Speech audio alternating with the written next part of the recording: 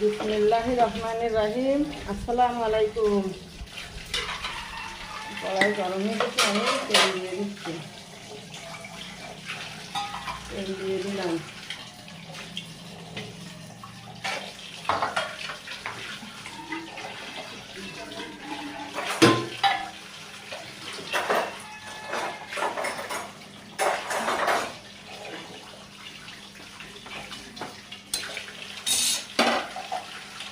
আমি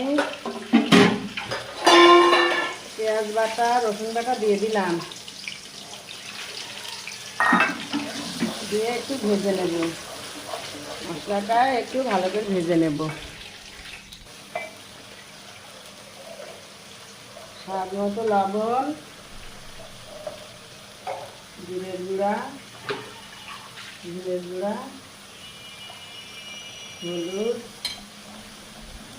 শুকনো ঝালের গুঁড়া দিয়ে দিলাম। দিয়ে আমি এবার মশলাটা ভালো করে একটু ভেজে নেব। কেমন আছেন আপনারা? একটু লাইক কমেন্ট শেয়ার করবেন, বন্ধু বাড়াবেন।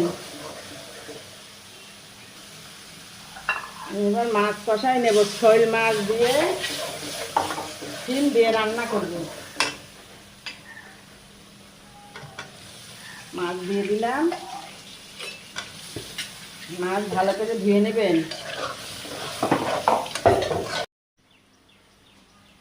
আমি এবার শিমগুলো দিয়ে দিলাম। শিমগুলো কষাই নেব।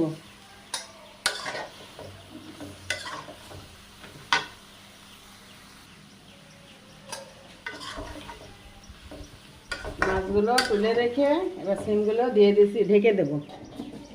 ঢেকে কষাই নেব ভালো করে। কষানো হয়ে গেছে, এবার আমি ঝোলের পানি দিয়ে দেব।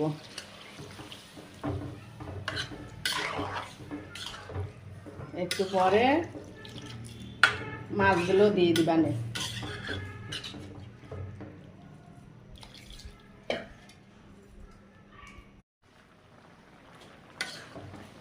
সিম আমার হয়ে গেছে, আমি এবার মাছগুলো দিয়ে দেব।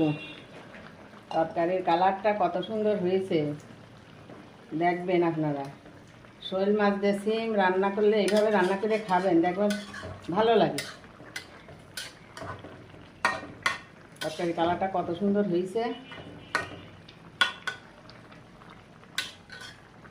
সাবস্ক্রাইব করে দেবেন পরবর্তী ভিডিও দেখার জন্য। আল্লাহ হাফেজ।